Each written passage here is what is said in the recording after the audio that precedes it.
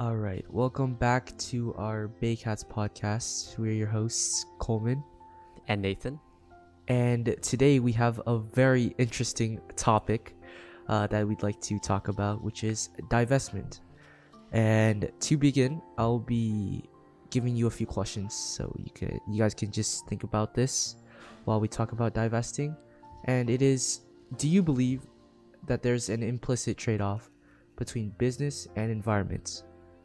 And with divesting, the first question to ask is, how do we invest our money and do so in a way that's consistent with our values? And would knowing its impact on our environment change your investment portfolio? Okay, to begin, as of this moment, climate change cannot be seen as an abstract future threat to humanity, and I think the impacts of climate change have already begun pacing itself. It's eventually going to get worse.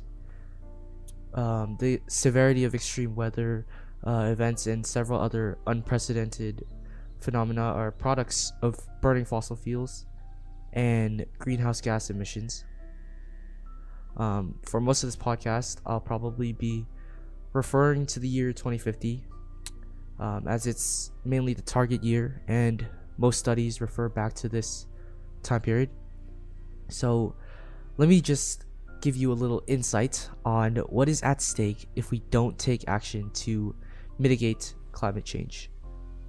We can expect that by 2050, as much as 19 inches of rising sea levels would probably impact the lives of 1 billion people. And especially for us in the Bay Area, sea level rise would disproportionately affect vulnerable communities, damage existing property that can probably total up to like $1 billion, billions of dollars, let's just say that, and increase in flooding, and also have contamination risks, especially in our drinking waters.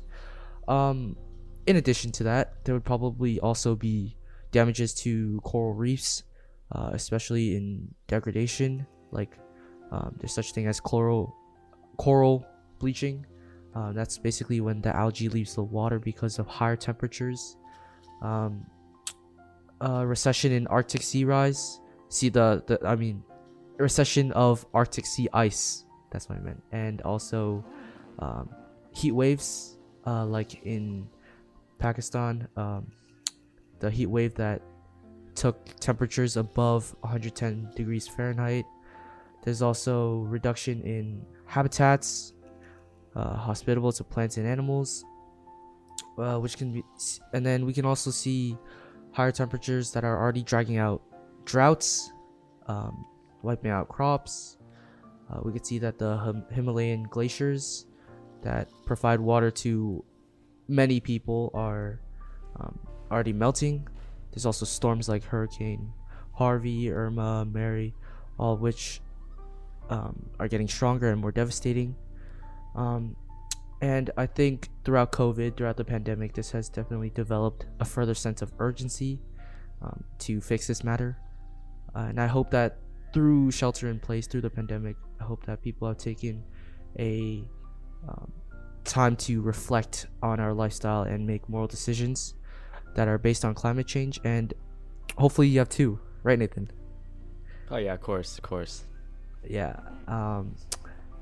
If not, don't worry.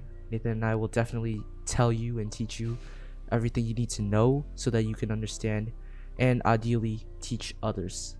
Now, today we'll be discussing divestment, which is a vital part of our fight against climate change and would require widespread effort to achieve our goals. And if our goal is to truly try and mitigate the impacts of climate change, I think one of the main things we should be doing is to have bold restrictions on fossil fuel companies, and in ways try to discredit their influence on our democracy. Since 2011, this movement of divestment has successfully galvanized people for moral outrage against the immoral actions of fossil fuel companies, and it is or has become one of the fastest growing movements, in which over 2,000 institutions have already divested. Well, this is kind of insane because it amounts to like trillions of dollars.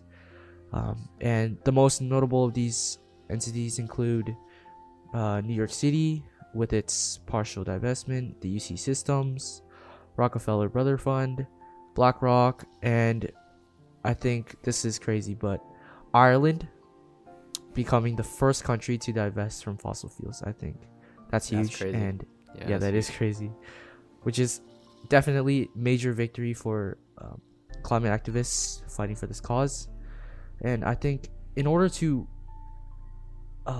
avoid the increasing rate of climate change, there's also this study by Nature Journal revealing that at least 80% of the world's known remaining fossil fuels must stay beneath the ground. Now, with this fact in mind, corporations will probably, well, at least this is what I think, and maybe some other people would agree, that corporations will start directing more of their resources and money to extract and burn oil, coal, and gas at a faster rate before our laws can begin to impede and catch up to their immoral practices. Meanwhile, those really bearing the brunt of environmental destruction and these climate impacts are poor people, people of color, and mostly developing nations. In fact, in 2018 alone, roughly a reported 8.7 million deaths were due to fossil fuel linked air pollution, and 355,000 of those were premature deaths. Many emerging scientific studies have found that exposure to oil and gas activity is directly linked to negative health effects, including in pregnancy, elevated cancer risks, and respiratory and cardiovascular diseases. These studies are relevant because nationally, over 17 million people live within a mile of active oil or gas wells. Not only that, but the COVID-19 pandemic has more or less exacerbated the disproportionate impacts of fossil fuels, as people of color and poor communities have been more likely to be exposed to these issues. And another example I could give you would be the Kern County, which is notably the epicenter of California's oil and gas production, responsible for producing about 66% of the oil in California, and Kern is Kern.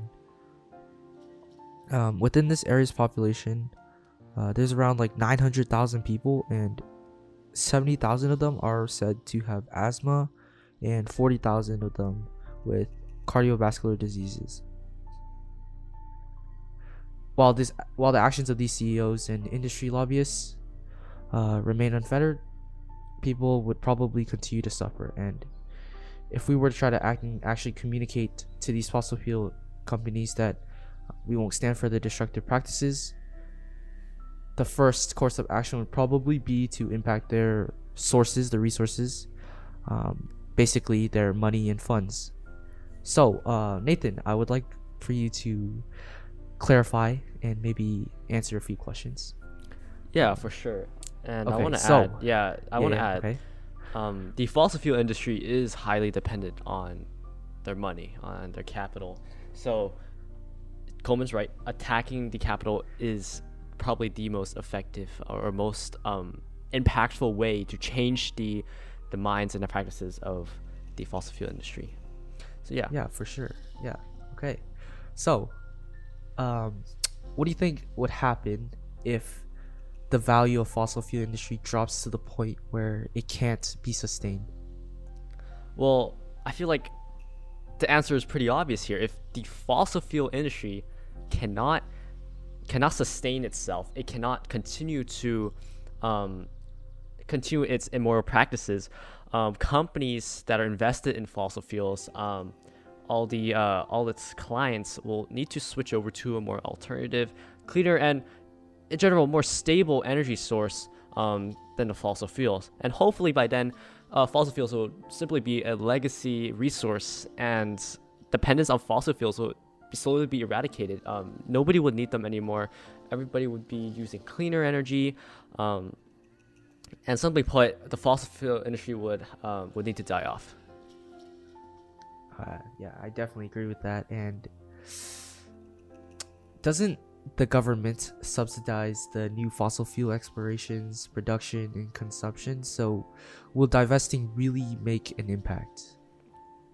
And you have a point there. You got a point. The government does subsidize new fossil fuel exploration, and they do receive a decent amount of funding, but overall it is not enough. If everyone starts divesting, their primary source of income, which is from stock value, amount of companies investing in them, they will all retract. They will all divest. They would lose a lot of money, and they will simply their entire income will be simply based on government subsidies, or primarily based, and that simply is not enough to survive. The government will try their best, of course, because the fossil fuel industry is making a lot of money. It is still very prominent in today's energy industry, but ultimately it is not enough to support the entire industry. So it will fall. The fossil fuel industry will fall, and the government will not be enough to support the entire thing. I see. So I'd also want you to give us a few facts, okay? Specifically with our climate and how fossil fuels and greenhouse gases contribute to global warming and other changes. Yeah. So our fossil fuels, they would generate a lot of carbon dioxide.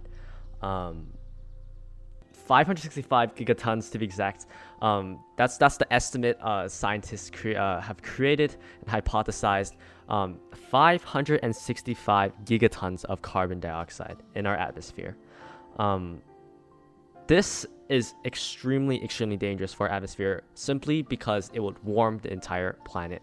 So currently we are around 0.8 Celsius, an increase in the global temperature, and that might not seem a lot, especially when if you're sitting at home and you think, oh, if I turn up the thermostat to maybe 0.8 Celsius, it's probably not a lot, right? It's probably not a lot, but in terms of the entire globe, this is large, right?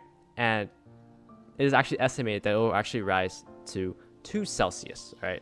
And by then, a third of summer sea ice in the Arctic will be completely melted. The oceans will be 30% more acidic, and there will be a lot more floods, droughts, sea level rise.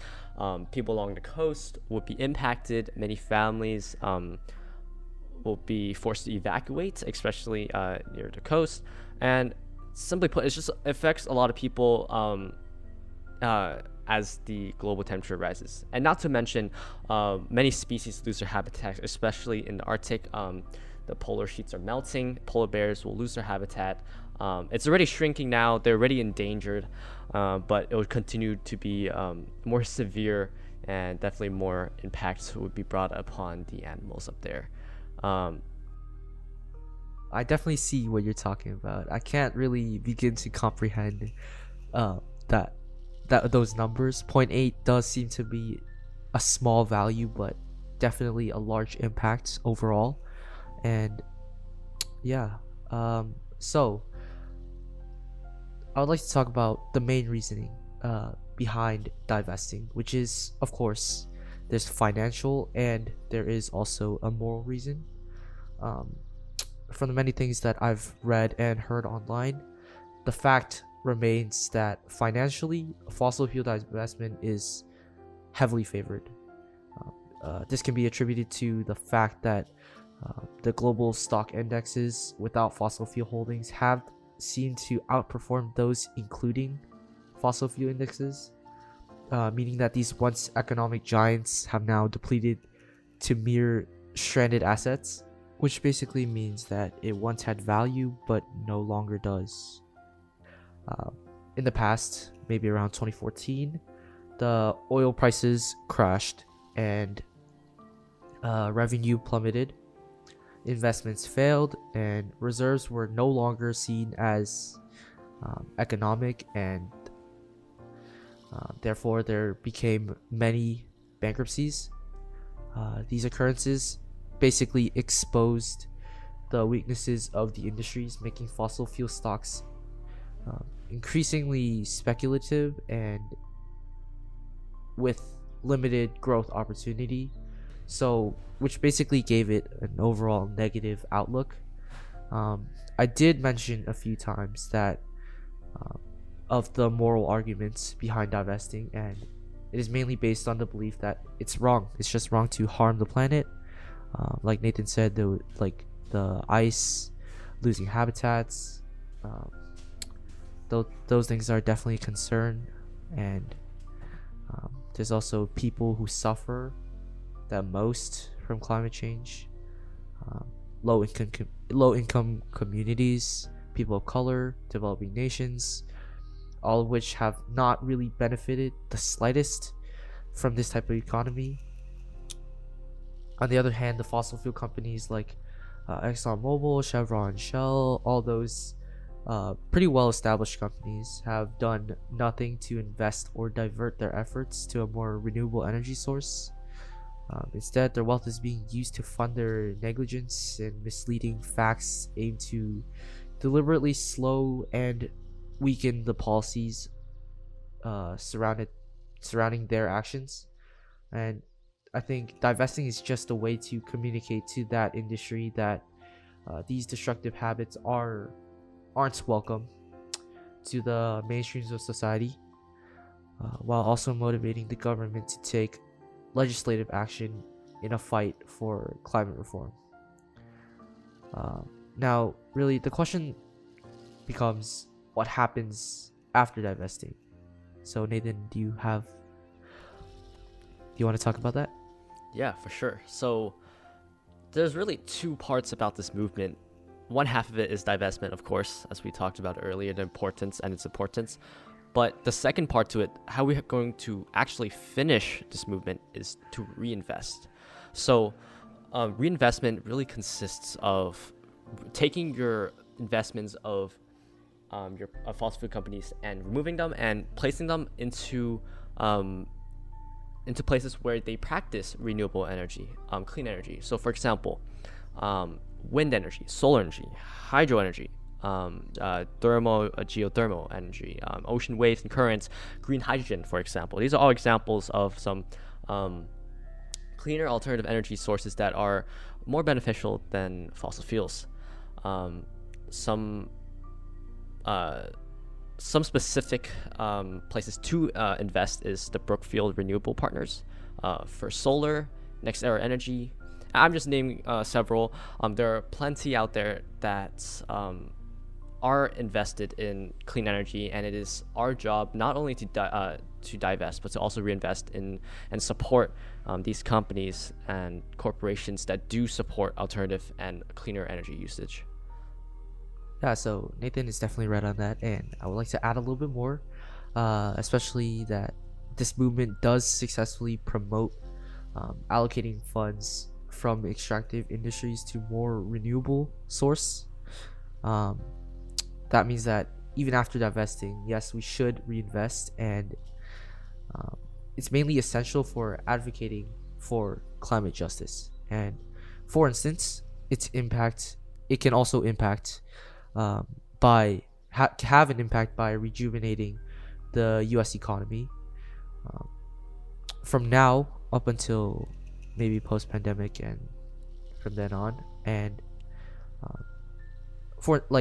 I'll give you a fact, like 2015 to 2019, the clean energy sector was providing jobs at a rate 75% faster than the overall economy. So basically, in the long run, we could see that clean energy jobs have much more room to grow than any other industries, and that includes the fossil fuel industry. And not only that, but the economic rationale for investing is definitely made clear with the incentive of enormous environmental and health benefits. So with that in mind, does that make the objective of divestment clear? Nathan, I don't know if you want to add anything more, but Yeah, so that's pretty much all I got. I just wanted to reiterate for those for those who are serious about investing, serious to make a profit in their portfolio.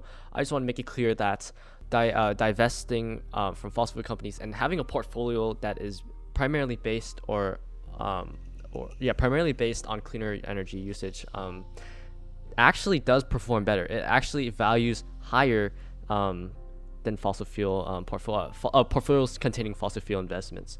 So it is not only a movement to help the planet survive in this crisis, but it will also have immediate impacts on yourself, on your own portfolio. And I feel like there is no reason where you wouldn't divest.